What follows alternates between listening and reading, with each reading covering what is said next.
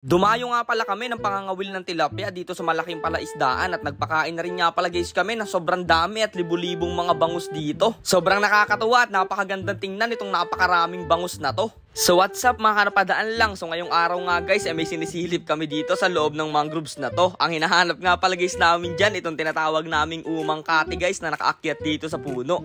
Eto nga pala guys ang gagamitin naming pamain dahil mga ngawil nga pala guys kami ngayong araw ng mga tilapia. Natagalan nga guys kami sa paghahanap ng mga umang kaya medyo nagagalit na dito yung bangka naming si Nemo. Talagang excited na daw siya guys mag-adventure. At baka nga pala guys magulat kayo dahil mga ngawil kami ng tilapia ay tubig alat to. Doon nga pala guys kami mga ngawil ng tilapia sa palaisdaan dahil dumayo nga pala guys kami dito sa malaking palaisdaan na medyo malayo doon sa lugar namin. At ang halo nga pala guys ng tubig dito ay tinatawag naming medyo matabsing na, yung medyo maalat guys na medyo tabang na rin. Pagkarating nga guys namin dito ay grabe nagulat kami sa sobrang daming bangus guys dito na halos libo-libo kaya nagpakain muna guys kami nitong mga malalaking bangus at sobrang ganda guys tingnan at magpakain at sobrang sarap sa pakiramdam kasi sobrang dami nito guys.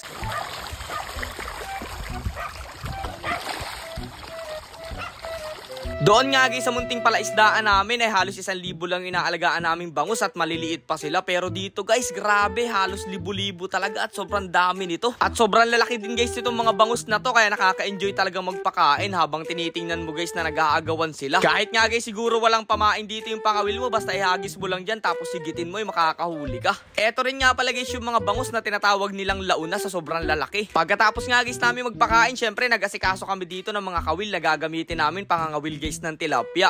Pinayagan nga pala guys kami dito ng may-ari na mangawil kami ng mga isdang tilapia pero wag lang daw namin uhulihin guys yung mga malalaking bangus dito. Bukod nga pala guys sa mga bangus ay napakarami rin nga pala guys mga isdang tilapia dito kaya okay na okay para mangawil at makakapang-ulam guys tayo dito ngayong araw. Eto nga pala guys yung mga tilapia na tinatawag dito sa lugar namin na native. Sobrang sarap nga pala guys itong tilapia na to dahil kinakain yan guys ay yung mga feeds na pinapakain dyan sa mga bangus. Napakalinamnam guys ng mga tilapia na yan. Grabe talaga guys yung buhay probinsya dito sa lugar namin. Basta masipag ka lang o kahit saan ka pumunta ay meron kang pang ulam at marirelax ka rin guys sa mga tanawin dito. Pero itong dalawang kaibigan ko na si Angelo at si Balong ay mukhang hindi nare-relax dahil wala guys silang nahuhuli dun sa part na yun at kami lang ni Romela nakakahuli dun sa bandang gitna.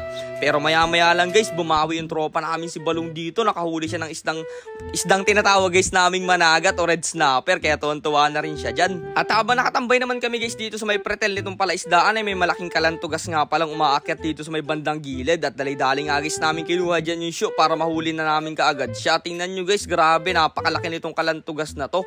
May isama na rin guys natin to sa paksiw na pang ulam dito sa mga tilapia. Dahil nga guys sobrang init dito ay saglit din lang kami nangawil at eto na nga pala guys yung mga nahuli namin. Okay na rin guys yan at sakto na rin sa amin para meron kami papang ulam ngayong tanghalian. At sa mga followers nga pala guys namin dyan na gusto magpa-shoutout may comment lang kayo dito sa video na to guys at isa-shoutout ko kayo sa susunod. Huwag nyo na rin guys kalimutang i-share tong video na to. After nga guys namin dyan mga well ay na-enjoy talaga ako magpakain itong napakaraming bangus na to kaya nagpakain ulit ako guys at sobrang sarap talagang tingnan at sarap sa pakiramdam. Sana nga lang guys mapalaki natin yung mga bangus natin doon sa munting palaisdaan ng ganito kalalaki. Wag lang natin guys pupudripin paniguradong lalaki yung mga yon.